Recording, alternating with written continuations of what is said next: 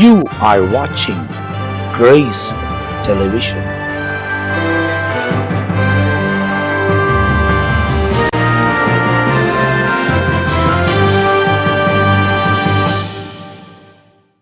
ஆண்டவரும் அருமை இரட்சகராக இயேசு கிறிஸ்துவின் நாமத்தினால் உங்கள் யாவருக்கும் என் அன்பின் வாழ்த்துக்களையும் ஸ்தோத்திரங்களையும் நான் தெரிவித்துக் கொள்கிறேன். தேவனுடைய பெரிதான கிருபையால் சுவிசேஷம் என்ற இன்னொரு எபிசோடில் உங்களோடு கூட கர்த்தருடைய வார்த்தைகளை பகிர்ந்து கொள்ள தேவன் தந்த கிருபைக்காக நான் கர்த்தரை ஸ்தோத்திரிக்கிறேன். ஓடப்பட்ட எபிசோடுகள் எல்லாம் உங்களுக்கு ஆசீர்வாதமாக இருந்திருக்கும் என்று நான் நம்புகிறேன். ஒருவேளை இந்த எபிசோடை தான் பார்க்குறேன்னு சொல்கிறவங்க இதுக்கு முந்தி போடப்பட்ட சுவிசேஷங்களை பாருங்கள். இதுக்கு முந்தி பதிவாயிருக்கிற வெளிப்படுத்தின விசேஷத்தை பாருங்கள். அதே நேரத்தில் நித்திய ஜீவன் தலைப்பிலும் உங்களுக்கு அநேக நிகழ்ச்சிகள் வழங்கப்பட்டு வருகிறது. அதையும் வசனங்களை கேளுங்கள். வசனத்தை கேட்டு அதன்படி நடக்க நம்மளை ஒப்பு கொடுப்போம். ஆண்டவர் பெரிய காரியங்களை செய்வார். போன முறை சுவிசேஷ நிகழ்ச்சியில் தொடர்ந்து தேவனுடைய ஊழியக்காரர்கள் மத்திய எழுதின சுவிசேஷம் 1ஆம் அதிகாரத்தை பூர்ணமாக முடித்தாங்க. ஆனால் அந்த நிகழ்ச்சி முடிந்த பிறகு பேசப்பட்ட சில காரியங்களில் அதில் விடப்பட்டிருக்கிற ஒரு சில காரியங்களை பகிர்ந்து கொள்ள வேண்டும் என்று அந்த இடத்துல ஆலோசித்தபடியால் தொடர்ந்து இந்த நிகழ்ச்சியில் இந்த எபிசோடில் பிஷப் ரெவரண்ட் பென்னி ஏசாயா நம் மத்தியில் அதில் விடப்பட்டிருக்கிற ஒரு சில முக்கியமான காரியங்களை நம்மோடு கூட பகிர்ந்து கொள்ள போகிறார்கள். அது நடுவில் ஊழியர்களும் நம்மோடு கூட தேவனுடைய வசனத்தையும் வார்த்தையும் அறிவிப்பார்கள். நம்ம நேராக நிகழ்ச்சிக்கு போகிறோம். ரொம்ப சுவாரஸ்யமாக நிறைய காரியங்களை கற்றுக்கொள்வதுக்கு இப்படி உட்காந்து பேசும்போது நிறைய காரியத்தை கற்றுக்கொள்வதற்கு தேவன் உதவி செய்கிறார். நீங்களும் கற்றுக்கொள்வீர்கள் என்பதை விசுவாசிக்கிறோம். நேரடியாக நம் நிகழ்ச்சிக்கு போகிறோம். பிஷப் ரெவரண்ட் பென்னி ஏசாயா அவர்கள். மத்திய சுவிசேஷம் 1வது அதிகாரத்தை நாம் முடித்து விட்டோம். இருந்தாலும் கூட அதில் கடைசி வசனத்தின் ஒரு சில பகுதிகளை சற்றே நாம் தியானித்தால் அது நம்முடைய ஆவிக்குரிய வாழ்க்கைக்கு பிரயோஜனமாக இருக்கும் என்று சொல்லி கர்த்தருக்குள்ளே நான் விசுவாசிக்கிறேன். மத்திய 1வது அதிகாரம் 25வது வசனத்திலே அவள் தன் முதற் பேரான குமாரனை பெருமளவும், முதற் பேரான குமாரன் வேதத்தில் வாசிக்கும்போது முதற் பேரான குமாரர்களுக்கு சில ஆசீர்வாதங்கள் உண்டு. என்ன என்று கேட்டால் முதற் பேரானவர்களுக்கு சேஷ்ட புத்திர பாகம் என்று சொல்லி வேதத்திலே சொல்லப்பட்டிருக்கிறது. அப்போ சேஷ்ட புத்திர பாகம் என்றால் என்ன? இரட்டிப்பான பங்கு. உதாரணமாக ஒருவன் மூத்தவனாய் முதற் பேரானவனாய் பிறந்தால் அவனுக்கு இரட்டிப்பான பங்கு உண்டு என்று சொல்லி வேதத்திலே நாம் வாசிக்க முடிகிறது. அப்படி இருக்கும்போது ஆண்டவராகிய இயேசு கிறிஸ்துவை குறித்து பார்க்கும்போது அவர் முதற் பேரானவர். இப்போ அநேகர் வேதத்திலே பார்க்கும் பொழுது அந்த முதற் பேரானவனாய் இருந்தும் கூட சேஷ்டபுத்திர பாகத்தை காத்து கொண்டவர்களும் உண்டு, இழந்து போனவர்களும் உண்டு. அதிலே அநேகர் அந்த சேஷ்டபுத்திர பாகத்தை இழந்து போனார்கள் என்று வேதத்திலே வாசிக்கிறோம். உதாரணமாக இந்த யாக்கோபுடைய பிள்ளைகள், யோசேப்புடைய பிள்ளைகள், இவங்களை எல்லாம் நீங்கள் பார்க்கும்போது இப்போ ரூபன் அவரை எடுத்துக்கொள்ளலாம். ரூபனை பார்க்கும்போது அவர்தான் சேஷ்டபுத்திர பாகத்துக்கு சொந்தக்காரர். ஆனால் ரூபன் அந்த சேஷ்டபுத்திர பாகத்தை முதற் பேரானவனாய் இருந்தபடினால் சேஷ்டபுத்திர பாகத்தை அவன் காத்து கொண்டானா? இல்லை. ஏன்? அவன் செய்த தவறினாலே, பாவம் அவன் பாவம் செஞ்ச, எந்த பாவம் செய்யக்கூடாதோ அப்படிப்பட்ட பாவத்தை அவன் செய்ததினால் தகப்பன் அந்த அவனை ஆசீர்வதிக்கும் போது அந்த வார்த்தை அதை விட்டுட்டார். அதாவது ஆதியாகமம் 49வது அதிகாரத்தில் இருக்கு இல்லையா? அப்போ 49வது அதிகாரத்தில் பார்க்கும்போது ரூபனுக்கு வருகிறதான சேஷ்டபுத்திர பாகம் அங்கே ரூபனுக்கு வராதபடிக்கு யாருக்கு போய் சேருதுங்க? யோசேப்பின் பிள்ளைகளுக்கு வருது. இப்போ இந்த சேஷ்டபுத்திர பாகத்தை அவன் பெற்றுக்கொள்ளாமல் அவன் இழந்து போனதாக வசனத்தில் வாசிக்கிறோம். அதே போல ஆபிரகாமுக்கு 2 பிள்ளைகள், ஒன்று இஸ்மவேல். ஆனால் முறைப்படி பார்த்தால் எல்லா சேஷ்டபுத்திர பாகமும் பெரிய மகனாகிய இஸ்மவேலுக்கு வர வேண்டிய அந்த சேஷ்டபுத்திர பாகம் இஸ்மவேலுக்கு வராமல் ஏசாவுக்கு அதாவது ஈசாக்குக்கு வரதாக வசனத்தில் வாசிக்கிறோம். அப்போ ஈசாக்கு யார் என்று பார்த்தால் அவன் 2வதாக பிறக்கிறவன் தான். 2வது என்று சொன்னால் சாராளுக்கு பிறந்தவர். ஆனா மூத்தவன் என்று சொன்னால் யார் தான்? இஸ்மவேல். ஆனா வசனம் என்ன சொல்றதுன்னு கேட்டா, ஆபிரகாம் தன் மறுமனையாட்டிகளுக்கு வெகுமதிகளை கொடுத்து அனுப்பிவிட்டான். ஆனால் ஈசாக்குக்கோ தன் சுதந்திரத்தை எல்லாம் கொடுத்தான் என்று பார்க்கிறோம். அப்படி என்றால் ஏன் அந்த இஸ்மவேல் சுதந்திரத்தை பெற்றுக்கொள்ளவில்லை என்று பார்த்தால் அவன் பரியாசம் பண்ணுகிறவனாக இருந்தான். பரியாசனாக்க யார் பரியாசம் பண்றான்?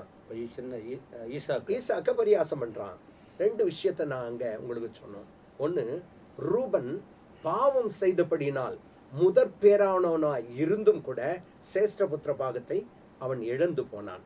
ரெண்டாவதாக இஸ்மவேல் அவன் தன் சகோதரனாகிய ஈசாக்கை பரியாசம் பண்ணினது நிமித்தமாய் அவன் சேஷ்டபுத்திர பாகத்தை இழந்து போனான். பரியாசம் மட்டும் அல்ல, இது வந்து தேவ நோக்கம் நிறைவேற வேண்டும்.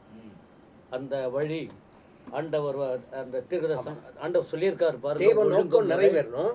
ஆனாலும் நாம் கற்றுக்கொள்ள வேண்டிய பாடம் என்ன என்று கேட்டால், ஒன்று, பாவத்தினால் நம்முடைய சுதந்திரத்தை இழந்துடக்கூடாது. ரெண்டாவது, நாம் மற்றவர்களை பரியாசம் பண்றோம், ஜாலியா பேசுறேன், ரொம்ப ஜாலிக்காக ஒரு வேடிக்கைக்காக தான் அப்படி பேசுறேன், அது கூட தவறு. பரியாசம் என்பது இன்னொருத்தவங்க மனசை நோகிற அளவுக்கு பண்றது. யதார்த்தமா பேசுவது ஒன்று, உள்நோக்கம் வைத்து மற்றவங்க விளையாட்டு போல இருக்கும், அது உள்ளத்தில் தைக்கும் அப்படின்னு இருக்கு. அப்போ இந்த பரியாசத்தின் நிமித்தமாய் அவன் தன்னுடைய சேஷ்டபுத்திர பாகத்தை இழந்து போய் வெகுமதியை தான் பெற்றான் என்று வசனத்தில் இருக்குது. அது மாத்திரம் இல்லையா, அந்த மத்தேயின் புத்தகம் 1ஆம் அதிகாரம் 25ஆம் வசனத்துல, அவள் தன் முதல் பேரான குமாரனை பெறும் அளவும். அப்போ மரியாளுக்கு இயேசு என்பவர் முதல் பேரான குமாரனாக இருக்கிறார். இதுக்கு சேஷ்ட புத்திர பாகம் என்று சொல்ல, அப்படின்னா தமிழ்ல பேச்சு தமிழ்னா தலைச்சன் பிள்ளைக்குரியதான ஆசீர்வாதம். சேஷ்ட புத்திர பாகம் என்று சொன்னால் தலைச்சன் பிள்ளைக்குரியதான ஆசீர்வாதம். இது பேச்சு தமிழ் உட்பட்ட அர்த்தம், ஈஸியா புரிந்து கொள்வது. அப்ப ஆதியாகத்திலிருந்து நாம் ஒன்னொன்றா பார்த்து கொண்டு வந்தால், யாரெல்லாம் தலைச்சன் பிள்ளைக்குரிய ஆசீர்வாதத்தை இழந்தார்கள், அவர்கள் இழப்பதற்கு என்ன காரணம், அதை இழக்காதபடிக்கு நமக்கு பெற்றுக் கொடுத்தவர் யார்? புரியுதுங்களா? இப்போ ஆதாம் ஏவாள், மூத்த பிள்ளை யாரு? காயின். அவன் தன்னுடைய சேஷ்ட புத்திர பாகத்தை இழந்துட்டான். ஏன்னா கொலைவெறினால தன்னுடைய சகோதரனை என்ன செய்துட்டான்? கொன்னுட்டான். அவன் கிறிஸ்து இயேசுனுடைய பிறப்பை பார்க்கும் பொழுது காயின் பேர் வரல. அவனுடைய இன்னொரு சகோதரனான சேத், ஆபேல் தான் கொலை செய்யப்பட்டார். சேத்துக்கு தான் அந்த இயேசுநாதனுடைய வம்சவட்டில் பட்டு இல்ல, இவர் பேர் தான் வரும். சேத்து பண்ண காயின் பேர் வருவதில்லை. இப்ப அவர் இழந்ததுக்கு காரணம் தலைச்சன் பிள்ளை என்றதுக்கான உரிமை இழந்ததுக்கான கொலை வெறி. அடுத்ததை நாம் சுருக்கமாக சொல்லிக் கொண்டே போகலாம். ஈசாக்கு 2 பிள்ளைங்க இருக்கிறாங்க, யாக்கோப்பும் ஏசாவும். ஏசா தான் மூத்தவன், யாக்கோப்பு இளையவன். ஆனா ஏசா இழந்துட்டான் தலைச்சன் பிள்ளைக்குரிதான் ஆசீர்வாதத்தை, சேஷ்ட புத்திர பாகத்தை. அப்படின்னா நான் பேச்சு தமிழ் சொல்றேன், தலைச்சன் பிள்ளைக்குரிதான் ஆசீர்வாதத்தை இழப்பதுக்கு எது தெரியுமா? ஒரு கப்பு கூழுக்காக வித்துட்டான். எதுக்கு? ஒரு இச்சைத்தான் அதை. அப்போ என்னுடைய சேஷ்ட புத்திர பாகத்துடைய பங்கு நான் அவனுக்கு கொடுக்குறேன், அவன் சொல்லுவான் அதுல. அப்படின்னா எதுக்கு? உலக ஆசைக்காக, தன் இச்சை நிறைவேற்றும்படியா. அது மட்டும் இல்லாம இந்த இடத்துல அதை வேற விதமா நம்ம சொல்லலாம். சொல்லுங்க. என்னன்னு கேட்டா, சேஷ்ட புத்திர பாகத்தை குறித்திய அலட்சியம். அப்போ இன்றைக்கு அநேகருக்கு அப்படிதான் தேவ ஆசீர்வாதத்தை குறித்த அலட்சியம் காணப்படுகிறது. அப்போ நாம பேசின பிரகாரம், முதலாவது பாவம் செய்தபடினால் ரூபன் சேஷ்டபுத்திர பாகம் இரட்டிப்பான ஆசீர்வாதத்தை இழந்து போனான். இரண்டாவதாக நாம் யாரை பார்த்தோம்? ஏசாவை பார்த்தோம். இந்த ஏசாவும் என்ன பண்ணிட்டான்? ஏசா இல்ல, இஸ்மவேல். முதலாவது நாம ரூபனை பார்த்தோம். ரெண்டாவது இஸ்மவேலை பார்க்கும்போது முதல் ஒருத்தன் பாவத்தினாலே இரட்டிப்பான ஆசீர்வாதத்தை இழந்தான். ரெண்டாவது ஒரு பரியாசம் பண்ணதினாலே இரட்டிப்பான ஆசீர்வாதத்தை இழந்தான்.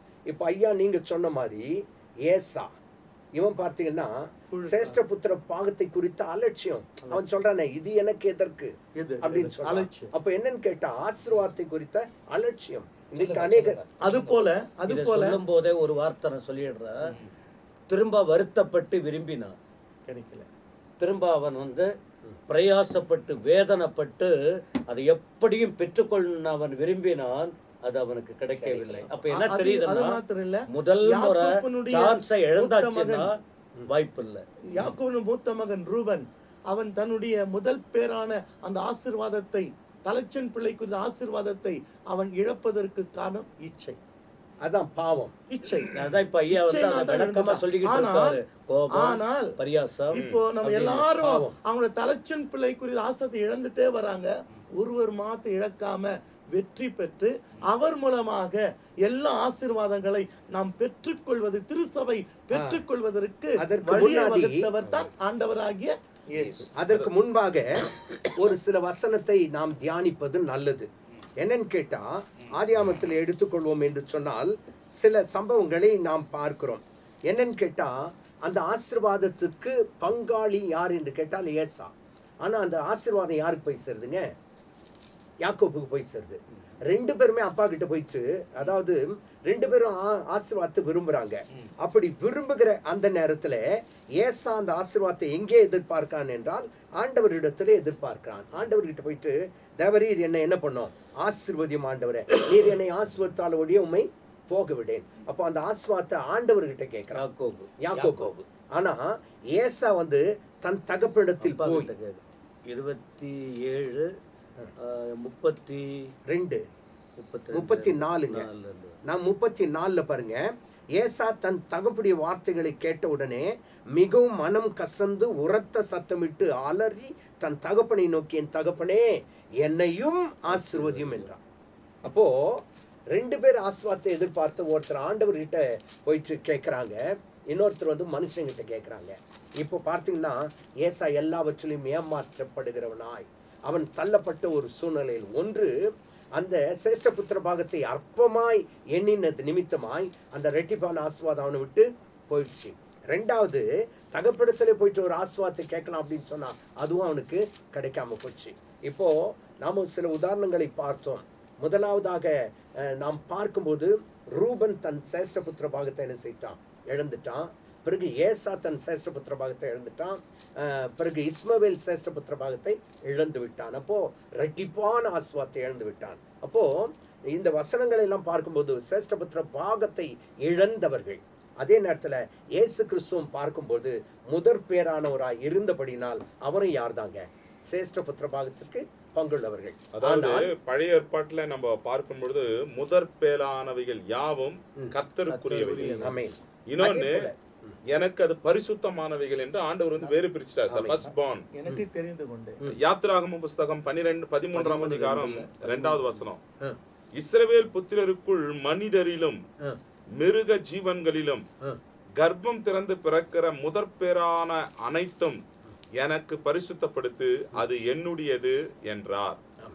அதே போல நம்ம இந்த வசனத்துல நம்ம பார்க்கும் பொழுது முதற் பேரானது என்னுடையது, அதாவது பரிசுத்தமாக்கப்பட்டது. இயேசு கிறிஸ்து கூட முதற் பேரானவர் என்பதை சொல்லப்படுகிறது. என்னாகமம் 3ஆம் அதிகாரம் 13வது வசனத்துல எகிப்து தேசத்துல ஆண்டவர் சங்காரம் பண்ணுகிற அந்த நாளிலே, என்னாகமம் 3ஆம் அதிகாரம் 13வது வசனம், முதற் பேரானவைகள் எல்லாம் என்னுடையவை, நான் எகிப்து தேசத்தில் முதற் பேரான யாவையும் சங்கரித்த நாளில் இஸ்ரவேலில் மனிதர் முதற்கொண்டு மிருக ஜீவன்கள் மட்டும் உள்ள முதற் பேரான யாவையும் எனக்கென்று பரிசுத்தப்படுத்தினாலே அவைகள் என்னுடையவைகளாய் இருக்கும்படி இருக்கும், நான் கர்த்தர் என்றார். அப்போ பாருங்க, ஆண்டவர் சங்கரிக்கிற நாளில கூட யாரை சங்கரிச்சாரு? முதற் பேரான மிருக ஜீவன்கள் முதற்கொண்டு மனிதர்கள் வரைக்கும், the first born, அது கர்த்தருக்குரியவைகள் என்று வேதத்துல ரொம்ப அருமையா சொல்லுகிறது. இயேசு கிறிஸ்துவ குறித்து சொல்லப்படும் பொழுது அநேக வார்த்தைகள். அப்போ நீங்க பேசும்போது ஒரு கேள்வி எனக்கு வர்றதுனால உங்களை கேட்கறேன். ஃபர்ஸ்ட் பார்ன்னு சொல்றோம். ஒருவேளை ஃபர்ஸ்ட் ஒரு பெண் பிறந்தா, யாரா இருந்தாலும், ஆனா அதாவது வேதாகமத்துல நம்ம சரித்திரத்துல பார்க்கும்போது பெண்களை வந்து பட்டியல் லிஸ்ட்ல வைக்கல. யூதர்கள் வந்து பெண்களை வந்து பட்டியல் லிஸ்ட்ல வைக்கல, ஆண் மக்களை அவங்கள தான் வைப்பாங்க. நீங்க யாக்கோபுக்கு வந்து எத்தனை பிள்ளைங்க டோட்டல்? நம்ம 12 தான் சொல்றோம். 13 பேரு. அதுல பெண்ணு கூட வரா, ஆனா அவள் பேர் வந்து இதுல சேர்க்கப்படவில்லை சந்ததி லிஸ்ட்ல. அத 12 கோத்திரமா பிரிச்சுட்டாங்க. ஆமா, ஃபர்ஸ்ட் பார்ன் அப்படின்னு நம்ம எடுத்துக்கணும். ஆணா இருந்தாலும் சரி, பெண்ணா இருந்தாலும் சரி. அதாவது சரித்திரத்துல அந்த பட்டியல்ல வம்சாவளியில அவங்க வராவிட்டாலும் ஃபர்ஸ்ட் பார்ன், அது ஆணா இருந்தாலும் பெண்ணா இருந்தாலும் அது கர்த்தருக்குரியவை. இது வசனம் தெளிவா இருக்கு. உபாகமம் 21வது அதிகாரம் 17வது வசனத்தை சற்றே வாசித்து பார்க்கலாமா? வெறுக்கப்பட்டவளிடத்தில் பிறந்தவனை, நல்ல கவனிங்க, வெறுக்கப்பட்டவளிடத்தில் பிறந்தவனை சேஷ்ட புத்திரனாக அங்கீகரித்து தனக்கு உண்டான ஆஸ்திகளில் எல்லாம் 2 பங்கை அவனுக்கு கொடுக்க வேண்டும். அவன் தன் தகப்பனுடைய முதற் பலன். சேஷ்ட புத்திர சுதந்திரம் அவனுக்கே உரியது. இந்த வசனத்தை எடுக்கும் பொழுது ஆபிரகாம் கர்த்தர் வந்து அவனுக்கு வாக்கு கொடுத்தாரு. ஆனா இந்த வசனத்தின்படி ஆண்டவர் இஸ்மவேலை அங்கீகரிக்கல. ஆண்டவர் சொன்னார், இவன் உன்னுடைய சேஷ்ட புத்திரன் அல்ல, இவன் வாக்குதத்தத்தின் பிள்ளை அல்ல அப்படின்னு சொல்லிட்டார். யார் வாக்குதத்தின் பிள்ளை? அதற்காக மறுபடியும் அவன் காத்திருக்கிறான். வாக்குதத்தம் பண்ணப்பட்ட சாராளிடத்துல பிறந்த பிள்ளைதான் ஈசாக்கு தான் அங்கீகரிக்கப்பட்டான். ஆனாலும் இங்க ஒரு வார்த்தை இருக்கு பாருங்க, வெறுக்கப்பட்டவளிடத்தில் பிறந்தவனை. அதுதாங்க ஐயா, அதாவது ஆண்டவர் என்ன பண்றாருன்னு, நீதி உள்ளவர் ஆண்டவர் நீதி. அதை நான் சொல்றதுக்கு தான் அதை கோட் பண்ணேன். பழைய ஏற்பாடு ஆதி ஆகமத்துல அப்படி வந்தது. உபாகமத்துல வந்தபோது ஸ்ட்ரீம் லைன் பண்ண வரும்போது ஆண்டவர் யார் யார் எப்படி நடந்து கொள்ள வேண்டும், எப்படி இருக்க வேண்டும் என்பதை ஆண்டவர் வகைப்படுத்திட்டார். இப்ப நீங்க பாத்தீங்கன்னா யாக்கோபு ஒரே மனைவியினிடத்துல 13 பிள்ளைகளை பெக்கல. ஆமா, 4 பெண்மணிகளிடத்துல அவருடைய வேலை தாதி பெண்களிடத்துல சேர்ந்துதான் இந்த பிள்ளைகள் பெறப்பட்டது. ஆனால் ரூபன், சிமியோன், யூதா, செபுலோன், இசக்கார், தான், காத், ஆசேர், நப்தலி, எப்ராஹிம், மனாசே என்று சொல்லி அப்படியே பட்டியல் வரப்படுகிறது. எனவே இந்த சேஷ்டபுத்திர பாகத்தை காத்து கொண்டவர்களும் உண்டு, அதே நேரத்தில் எழுந்தவர்களும் உண்டு. அப்போ ஆண்டவராகிய இயேசு கிறிஸ்து முதற் பேரானவர் என்று சொன்னால் சேஷ்டபுத்திரர். அப்படி இருக்கும்போது நாமெல்லாம் சேஷ்டபுத்திரரா என்ற ஒரு கேள்விக்குறி எனக்கு எழும்புகிறது. ஏன்னு கேட்டா, இரட்டிப்பான நன்மையை தருவேன்னு சொல்லிட்டு இருக்காரு. யாருக்கு இரட்டிப்பான நன்மை? சேஷ்டபுத்திரருக்கு இரட்டிப்பான நன்மை. அப்போ தேவன் எனக்கு கொடுப்பாரா என்று கேட்டால் நிச்சயமா நமக்கு இரட்டிப்பான நன்மை இருக்கு. ஏன் நாம யாரு? சேஷ்டபுத்திர பாகத்துக்குரியவர்கள். காரணம் என்ன அப்படின்னு சொன்னா, நாம் வசனம் இருக்கு ஐயா. ஆமா, கிறிஸ்து இயேசுவின் மூலமாக அந்த சேஷ்ட புத்திர பாகத்தினுடைய ஆசீர்வாதம் நமக்கு உண்டு. எப்படின்னு சொன்னாக்கா, அப்பா பிதாவே என்று அழைக்கத்தக்கதான புத்திர சுவிகாரம். அப்படின்னா இயேசு கிறிஸ்து அந்த சேஷ்ட புத்திரபா அப்படின்னா தலைச்சன் பிள்ளைக்குரிய ஆசீர்வாதத்தை அவர் இழக்காமல் நமக்கு எல்லாவற்றையும் அவர் பெற்றுக்கொண்டபடினாலே அவரை இரட்சகராய் ஏற்றுக்கொள்ளுகிறவர்களுக்கு அந்த பங்கு, அந்த ஆசீர்வாதம் உண்டு. அதை ஒரு வசனத்தின் மூலமாய் நாம் அதை பார்ப்போமே. எபிரேயர் 12வது அதிகாரம் 23வது வசனம், 22வது வசனத்திலிருந்து, நீங்களோ சியோன் மலையின் இடத்திற்கும் ஜீவனுள்ள தேவனுடைய நகரமாகிய பரம எருசலேம் இடத்திற்கும் 1000 தேவ தூதர் இடத்திற்கும் பரலோகத்திலே பேர் எழுதியிருக்க முதற் பேரானவர்களின், அப்போ நம்முடைய பேரெல்லாம் எங்க எழுதியிருக்குங்க? பரலோகத்தில் எழுதியிருக்கு. முதற் பேரானவர்களின் சர்வ சங்கமாகிய சபையின் இடத்திற்கும். அப்போ நாம ஒரு சபையில அங்கமா இருக்கிறோம் அப்படின்னு சொன்னா நாமெல்லாம் யாரு? முதற் பேரானவர்கள். இப்போ முதற் பேரானவங்க நமக்கு இரட்டிப்பான பங்கு உண்டு. இரட்டிப்பான பங்கு. முதற் பேரானவர்கள் தேவனுக்கு யாரு? இஸ்ரவேலர்கள். இஸ்ரவேலர்கள். ஐயா, இப்போ பாஸ்டர் பில்லி ஒரு கேள்வி கேட்டார். நான் ஃபர்ஸ்ட் பார்ன் அப்படின்னு சொன்ன உடனே பெண்ணு பிறந்தா அவங்க சேர்க்கப்படுவாங்களா? வேதாகமத்தின்படி இல்லை. லூக்காவின் புஸ்தகம் 2ஆம் அதிகாரம் 23வது வசனம், முதற் பேரான எந்த ஆண் பிள்ளையும் கர்த்தருக்கு பரிசுத்தமானது என்று எனப்படும் என்று சொல்லப்படுது. அப்போ ஆண் பிள்ளைகள் யாத்திராகமம்ல 22ஆம் அதிகாரம் 29வது வசனம், முதல் அதாவது பழுக்கும் உன் பழத்தையும் வடியும் உன் ரசத்தையும் காணிக்கையாக செலுத்த தாமதியாதே, உன் குமாரரில் முதற் பேரானவனை எனக்கு கொடுப்பாயாக. பெண்ணை ஆண்டவர் லிஸ்ட்ல வைக்கிறது இல்ல, ஆண்களை தான் ஆண்டவர் வைக்கிறார். அது போல அநேக வார்த்தைகள் இங்கே சொல்லப்பட்டிருக்கிறது. அதாவது அதுதான் கேட்டேன். ஏன் அப்படின்னா பெண்களுடைய பட்டியல் அப்படிப்பட்ட காரியத்துல இல்லை, எங்கேயுமே இல்லை. அப்போ வந்து அப்படி ஒரு பெண் பிறந்துருச்சுன்னா அப்போ அவங்க கணக்கில் வர்றதில்ல. அவங்க பெண் இருக்கிறாங்க, பிள்ளை தான். ஆனா அதுக்கு அடுத்தது ஒரு பையன் பிறந்தா அவன் தான். ஆனால் இந்த கேள்விக்கு சரியான இன்னொரு பதில் என்னன்னு கேட்டா, அங்க பழைய ஏற்பாட்டு காலத்துல அப்படி இருக்கலாம்.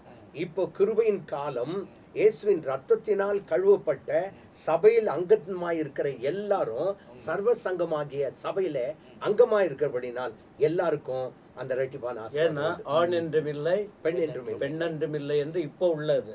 அன்றைக்கு வந்து ஆண்கள் தான் ஆலயத்துக்கும் வரணும், எல்லாத்துலையும் ஈடுபடணும். இப்போ வந்து பட் என்னன்னா ஃபர்ஸ்ட் உலக பிரகாரமாக இருக்கிற இந்த காலகட்டாயத்தில் ஆண் என்றும் பெண் என்றும் இருக்கிறோம்.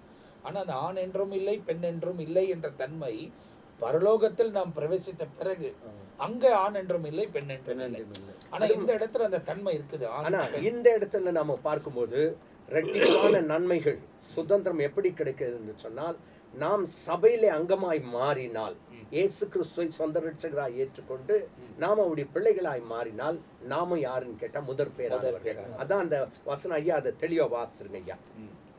12:23 இருந்து நாம வாசித்தோம். பரலோகத்தில் பேர் எழுதி இருக்கிற, பரலோகத்தில் பேர் எழுதி இருக்கிற முதற் பேரானவர்களின். அப்போ நம்முடைய பேர் எங்க எழுதி இருக்கீங்க? பரலோகத்தில். அப்போ ஆண்களது மட்டும் இல்ல, பெண்களதும் இருக்கு.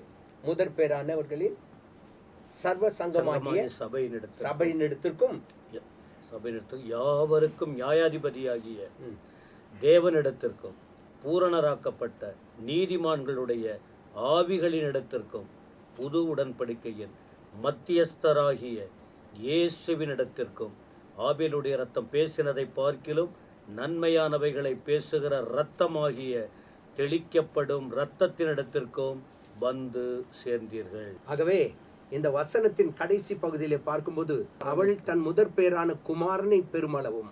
அப்போ முதற் பேரானவர்கள் யார் என்று சொன்னால் இரட்டிப்பான ஆசீர்வாதத்துக்குரியவர்கள். அப்போ நாம கூட இரட்டிப்பான ஆசீர்வாதத்துக்குரியவர்கள். ஒரு செகண்டுங்க ஐயா. இது வரைக்கும் அன்பான தேவ ஊழியர்களா நாம் வந்து முதல் பேரான குமாரன் அப்படின்னா அவருக்குட்பட்ட ஆசீர்வாதம் சிரேஷ்ட புத்திர பாகம், தலைச்சன் பிள்ளைக்குரியதான ஆசீர்வாதம். அப்ப அந்த தலைச்சன் பிள்ளைக்குரிய ஆசீர்வாதத்தை தான் ரெட்டிப்பான பங்கு, அதை மாத்த தான் நம்ம பார்த்தோம். ரெட்டிப்பான பங்கு அது கிறிஸ்து இயேசு மூலமாய் கொடுக்கிறது. அதே வேளை நேரத்துல பரிசுத்த வேதத்துல அந்த தலைச்சன் பிள்ளைக்குரியதான பொறுப்பு ஒண்ணு இருக்கு. எப்படின்னு சொன்னா, யூதருடைய முறையின்படி ஒரு குடும்பத்திலே பிள்ளைகள் பிறப்பார்கள் என்று சொன்னால், தகப்பன் இறந்து விட்டால் அந்த தகப்பன் இறந்த பிறகு அந்த குடும்பத்துக்கு உட்பட்ட மூத்த மகன் தான் அதனுடைய எல்லா பொறுப்பை எடுக்கணும். அவருக்கு தான் அந்த அதிகாரம் இருக்கு, மற்றவங்க கொடுக்க மாட்டாங்க. அந்த ரீதியிலே நம்முடைய வேதத்தை பார்க்கும் பொழுது ஒரு அழகான சத்தியம் இந்த இடத்துல மறைந்திருக்கிறது.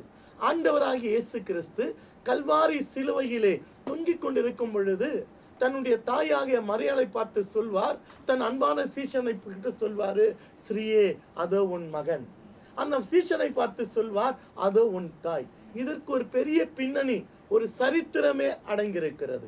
என்ன சரித்திரம் என்று சொன்னால், ஆண்டவராகிய இயேசு வாழ்ந்த நாட்களிலே அவருடைய தாயாகிய மரியாளும் அவருடைய சகோதரரும் அவரை பார்க்க வருகிறார்கள். யார? இயேசுவை பார்க்க வந்த பொழுது சீஷன் சொல்லி அனுப்புறாங்க, இது மாதிரி தாயும் சகோதரனும் வந்திருக்கிறோம் சொல்லுங்க.